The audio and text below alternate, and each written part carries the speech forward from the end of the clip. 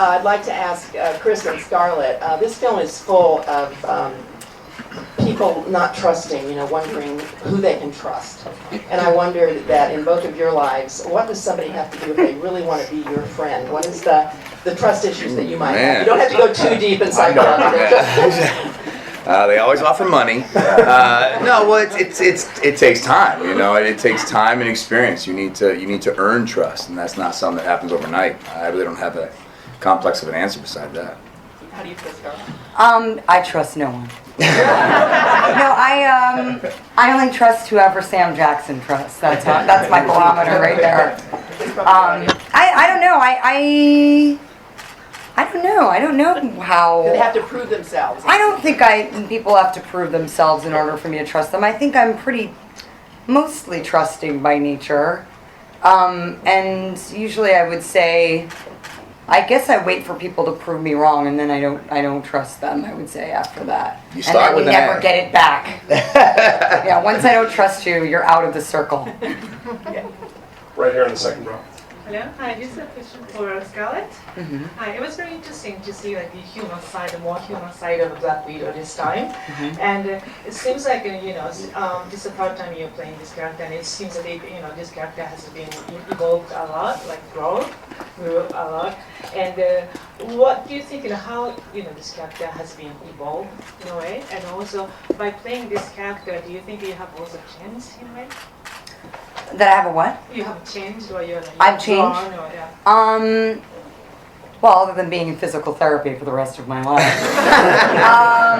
I guess I think this is the first time that we've really gotten to see kind of Natasha. We saw a little bit of her in Avengers, and we saw a bit of her backstory. But and we'll see more of that in Avengers too. But in this film, we really get to see Natasha as a person who, gets up, gets ready for work in the morning, has a life outside of, just her job. Once she's out of the suit, she's a woman, and she has, her own kind of reality outside of this. Even though, who knows how far that stretches, but it's not until I think through the series of circumstances, as the plot unfolds, we kind of find both, I think, Steve and Natasha kind of questioning their own identity, realizing that they thought that they had, they were pretty strong people that had their beliefs or whatever kind of twisted morals they might have or whatever they are. Maybe the widow more than Caps, but at the end of it, they realize, wait, I actually don't know who I've actually been told. Kind of, I've been this sort of hired hand for this, my entire kind of professional career and, sort of young adult life, and who am I and what do I want? What do I need from someone? So both of these characters are kind of left, in some ways, there's a kind of cliffhanger at the end because you really see that they're just kind of cresting the wave of, having this huge, moment of self-discovery. And hopefully I think we'll be able to track where that goes in the next installments. Thanks. Right here in the front row. My question is for Kevin. Kind of playing off of what Scarlett was saying, one element from the film that I loved was how you treat your female characters with respect and admiration. And the film's almost as much about Natasha's journey as it is Steve's. Will we be seeing a Soul like Black Widow film sometime in the future? I think it could be great. We've got various outlines and ideas of where to take that. As Scarlett's already said, there's a big element that explores some of her backstory in an upcoming Marvel feature. So the question really is when would we want to take her out of that ensemble to go and do her own thing? And in fact, as you saw in this movie, as you'll see in Avengers: Age of Ultron, she's kind of key to so much of the broader world. Right here in the center. Hi, this is for Scarlett. Hi. I'm from Mom.me. I had a quick question about, you're such a strong female character in the movie, and Sheryl Sandberg's out there saying, don't call girls bossy, and you could be considered bossy in the movie. And what do you think about being a role model for girls out there who want a female on screen who helps out her co-star, or who's a guy?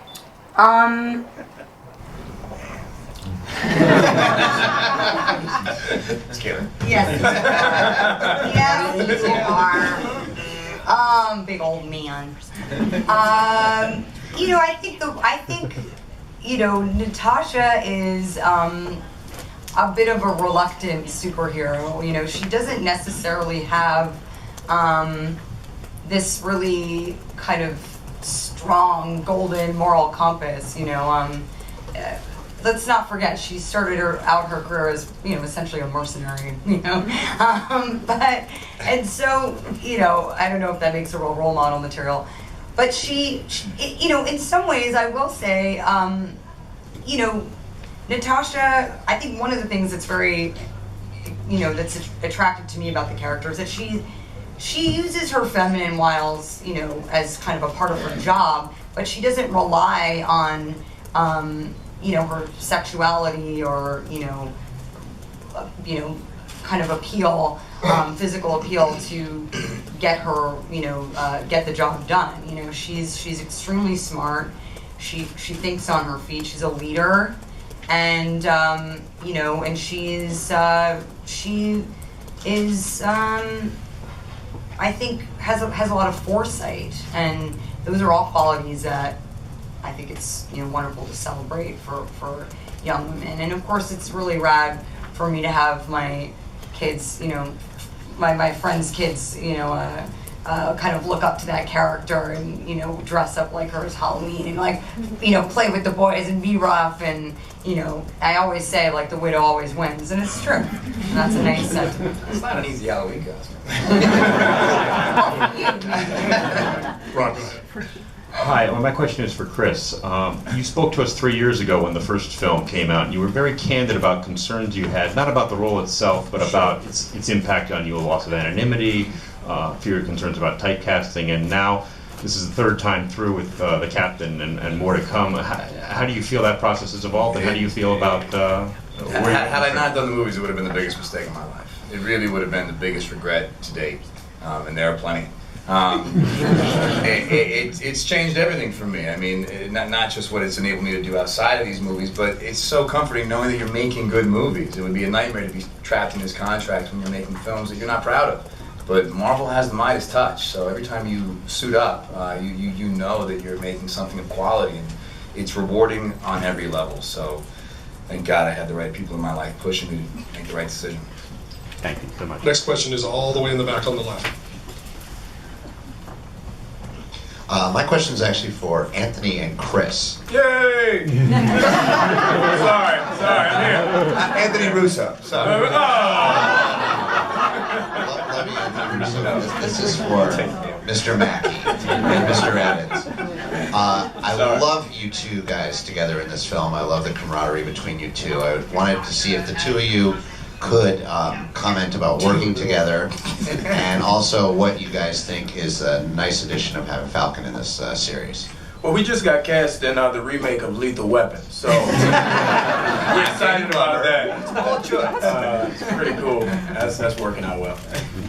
Wait, what was the question? I was holding that joke. I wasn't listening. Sorry. What you asked. Damn, I was like, oh, this is gonna be good. Go ahead, my bad.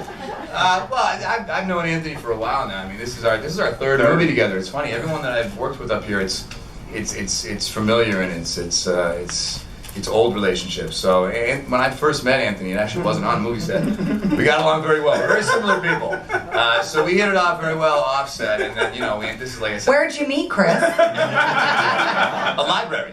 Right. And so we just got along, and so it was very easy having, you know, just kind of a repartee with him offset, and I think that translates on set, and it's just you know, you can tell right now the guy is life. He's energy. You know, on set in a press conference as a character, he just brings a certain type of spark that you know you need on film and you need off as well. James. I agree.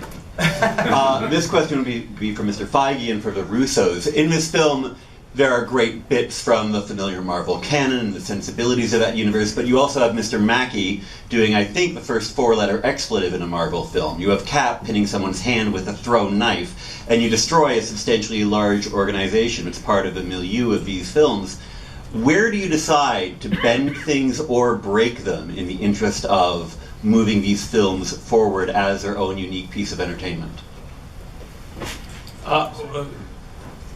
I believe he says shit, and we've said shit in the movies before, lest you think it's another 4-letter expletive. But, you know, it's the key to making these movies different, unique each time, is to, you know, I wouldn't say take chances necessarily, but to be able to move pieces around on the playing board and be able to subvert expectations. In terms of the big event that happens in the movie that changes everything, that was part of the plan for quite a while, to mix things up and for the world to be very different at the beginning of Avengers 2 than it was at the end of Avengers 1. But also the Russos, in terms of tone, in terms of action, when we met with Joe and Anthony, they were very clear and had very lofty ambitions, saying things like, we want to do the best car chase in any Marvel movie, and maybe the best car chase of all time. I said, well, that sounds good. Let's try that.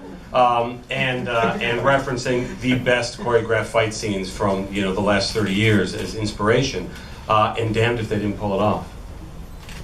Yeah, for us it was just a function of tone. I mean, the source material from Boo Breaker is an espionage film. John le Carre, not Jack Kirby. Exactly. Yeah. So. Wow. There you go. That's a better reference I could have ever come up with. I write that down. In the center. Yeah, right here. I have a question for Scarlett and Chris. Scarlett, back in September, you were on TV saying that your grandma called you because she read that you were pregnant, and it wasn't true. But I want to ask about the movie. Yes. Do you picture, I mean, both of you guys as a family, you know, raising a little Captain America? What a strange question. But I like your ability to think on your feet. No. That was a contingency question. No, I don't think that's the dynamic of Cap and Black Widow. All the way in the back. Hi. Well, first of all, congratulations, guys. This movie just blew me away. It was you nailed it. So good. One of the lines that I love in the film is when you talk about the fact that Nick Fury is the only one who knows the big picture, and you just get a little bit. I'm curious, is Kevin your Nick Fury? Is he the only one who knows the big picture of all the Marvel movies and the plans? And have any of you approached and tried to get a little more out of him? I would say that Samuel L. Jackson always has been, always will be our Nick Fury. That's all I know. That's all I know. There are a lot. Very Nick Fury response. That's your answer, I guess. No, we don't ask for anything. We just ask not to be killed. All the way in the back on the left. Good morning. My question is for Chris and Sam, but any of the other actors or filmmakers who want to answer this, please go ahead. Tell me about working with the great Robert Redford. He's amazing. It was pretty intimidating that day because he is a living legend. But it's always such a treat when someone you look up to that much lives up to the expectation. I mean, he very easily could have come on set and hijacked the film, not just as an actor, but given his past as a director and his experience, he very easily could have taken over. He showed up with the utmost professionalism, even his lines. I think the first day we filmed, we shot till 1 in the morning, and he stuck around for my off-camera stuff. I mean, it was like it was his first movie. So he really is such an example of what it is to be great. Yeah, pretty much the same.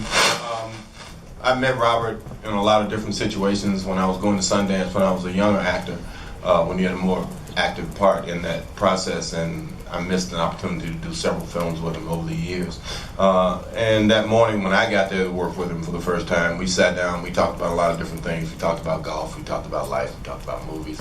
So by the time we got on set, it did look like we spent time together or had some past in some darker and more medieval state of counterinsurgency. And it was a great experience. He's everything Chris said. He's professional. He knew his lines. He wanted to do it. He wanted to try them different ways. He wanted to make things better. And that's part of coming into the Marvel Universe. People come in and they see what we do and they kind of want to blend into it and make things better. And as we continue to do it, things do get better. All the way over there on the right. Yeah, this is for the Russo brothers. Traditionally, you're comedic directors for like episodes of Community, as well as I think Arrested Development. Is that true? Have you seen the show? So how did you adapt your styles that you've learned directing those episodes to a multi-million-dollar action film North with a budget in the 9 digits? It was actually 10 digits, but we're not talking about that. The process is very different. You still go to set. You're still directing actors. You're still working with the crew. You have an infrastructure at Marvel that's very different than anywhere else in the world, which is an incredible infrastructure, very talented, very intelligent people who are there to help you get your vision across. But we always say comedy isn't very different from action. It requires choreography. So when you're doing like a good comedic bit, it's all about the choreography and the timing of it, which isn't very different than stunt work or a fight in a movie. It's all a dance. So we didn't feel like it was that big of a stretch for us. It felt like every day that we've been on set for the last 15 years. Here in the second row on the left. Yes, for Scarlett. Bob. Nothing fancy. Okay.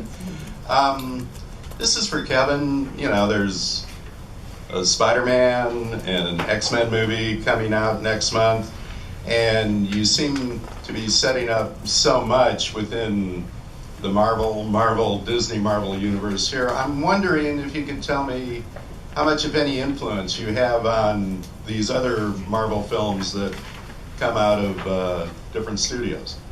It's limited. It's very limited with the other studios, mainly for 2 reasons. One, because we're quite busy building our own cinematic universe, and also the contracts are very old and the approvals are very limited. Who did what? Quite busy making better fucking movies. Sorry. Thought that was all. I thought it was all. You thought it was all. Is there any more to say about that? No, I mean it sort of is what it is. Those contracts are very old with the other studios. I expect they'll be making Spidey movies at Sony for a long time and X-Men movies at Fox for a long time, and I hope we keep making MCU movies for a long time at Marvel. In the front row, all the way over on the right. Hi, Lance Cruzado from Disney Examiner. The liner notes say that there was a lot of source material you could have used from the first Captain America movie, considering that it was 1940s. If you can, what other source materials were there, and what made the Winter Soldier so distinct? Yeah, I'm not sure I understand the other source material reference. But look, the source material for this is Ed Brubaker's run called the About the Winter Soldier that came out I think in 2005. And as we said, its tone is very different from the first film. So that was the source material we drew on. Obviously, and Joss has said this. It's called the Marvel Cinematic Universe. So it's not a direct interpretation of that, but it's borrowing tone, and it's borrowing characters, and it's borrowing themes. But that was the strongest source material for this movie. All the way over here on the left now. Question for Mr. Jackson. Good morning. The script on this is obviously there's a lot of monumental twists and turns. Can you just talk about the first time you received the script? What went through your mind when you first read it, and what excited you the most about The Winter Soldier? Gee, that's a lot of questions. Well, I'm always excited to do more, and Nick seems to grow with each, film. And I realized when I was reading it that it was a bit more than just, a comic book feature. That it had intrigue, and I'm sure a lot of young people are going to be surprised when they get in the movie and watch it that they actually have to think about something other than what's going on. You got to figure out a plot, and that always excites me. And it was. It's always a great joy to know that I'm going to be back in a space with all the people that I enjoy working with and being able to do the things that I did on a very small scale when I was a kid. I mean, this is, you know, a dream come true. You sit there and you read comic books when you're a kid and you wonder if there's a world like that. You grow up as an actor and they start making movies like that and you wonder, how can I get in that movie? And then next thing you know, you're inside it and you're kind of like, yeah. So, you know, they're all pluses there. Here in the front row. I have to tell all of you, congratulations. This is by far the most superlative script of any Marvel movie that we have seen. And one of the great strengths is because you've moved it into the 21st century out of fighting for freedom, but fighting for truth. So how did each of you, especially Sebastian, since we haven't heard from you, how did you go about finding the balance of truth within your respective characters? I'll take this one. Speak for us all. Well, I don't know. For me, it was actually pretty simple because the Winter Soldier's truth is, you know, very direct, and he follows, you know, on this very specific trajectory path, which is pretty much automatic, receiving orders, carrying them out, and don't stop at anything until you achieve your goals. So I feel it was probably more complex for the other characters, honestly, than what I had to do in the film. Doing our best to get to as many as possible there in the back against the wall. Sebastian, I'll follow up a little bit. I know a lot of actors like to build a backstory, but this character is kind of a man of mystery. Did you do any research looking back at the source material, the comics, anything like that? And Scarlett, I want to ask you real quick, you've done a lot of interesting roles lately. Is this a fun character to come back to? Does it feel very comfortable coming back to her? Well, for me, of course, most of the work, at least on the character, I'd done before the first film, when I was first educated about it, and then I tried to implement some of those things in the first film, not knowing at the time really that we were going to be doing this film. And then when it came to the role that I was going to play in this film, even though it was a very different version of a character that we sort of were introduced to in a certain way, I still, at the end of the day, was trying to kind of you know, walk away from it having left some type of mix of the new with some of the old aspects that you would sort of remember when you'd see it in its entirety. And yeah, I mean, I've never really had the opportunity to do something, you know, it's an interesting challenge to keep coming back to this character. And I think one of the, you know, I have the good fortune of playing a character that's sort of evolving with each kind of installment that you see her in. So, I mean, of course, I know, you know, going in to play the character, of course, I have to understand who this character is and where she comes from and have this sort of rich backstory. You know, and I think the exciting thing is just scraping away a little part of that each time, you know, to reveal, you know, kind of a small part of the bigger picture of her. And it's a very complex character, which is wonderful for me because over the period of time that I've played her, you know, I've also grown. Obviously, it's been like 6 years. I'm, you know, as you do in your career, your work, your life. So I feel that the story is sort of becoming, the character story is more enriched as my own experiences are. Waiting very patiently in the pink there. Very patiently. Hi Chris, I just wanted to ask you, you've spent a lot of time in Cap's suit now, and I wanted to know, when you first put it on, when you come back for each outing, how that feels. Does it still feel as exciting when you pick up the shield? It always feels like it gets tighter. It's like I thought it's supposed to get more comfortable. I feel like this got worse. I'm not joking. That really happens. But you know, it's they always make improvements on it. And it is the type of thing. Once you get a good sweat going, it loosens up quite a bit. It's exciting. Again, a lot of it has to do with the fact that you know you're making good movies. If you were disappointed with the previous film, it's going to be hard to mentally prepare yourself for living in that thing for, you know, 4 or 5 months. But since Marvel just can't stop making quality movies, it's exciting and it's humbling and it's an honor to jump back into it, no matter how uncomfortable it is. Right here in the third row. Hi, Scarlett. This is a question from Argentina. Many actresses said, spoke in the past that the producers or industry changed the view of them when they became moms. perhaps not so much action roles, not so femme fatale. Have you think about that? Do you think is something can happen with you? I don't know. I mean, I don't know. I've been in the industry for 20 years, and so my, the way that the roles that have become available to me change as I grow older. As I kind of transition through life, I'm sure that will continue as I grow older and transition through life. I mean, that's part of, you hope to have a career that has longevity and, and reflects the kind of, the experiences that you've had, I guess. It's what we all hope for, men and women alike. You're still femme fatale. Thank you. So I'm sorry, but this has to be the last question. But please, after we are finished, please stay in your seats because we got to get the cast and the filmmakers out to their one-on-one interviews. So if everybody will stay in their seats while we get them up the aisle. Thank you. My question was for Mr. Russo and Mr. Russo. With the first film with Captain America, he's getting to punch Nazis, and who doesn't love watching a Nazi get punched in the face? With this film, obviously bringing it into the modern setting, you have to deal with modern politics, America's sort of role in the world. How did you thread the needle, as it were, to maybe avoid taking this film towards anything too, recent?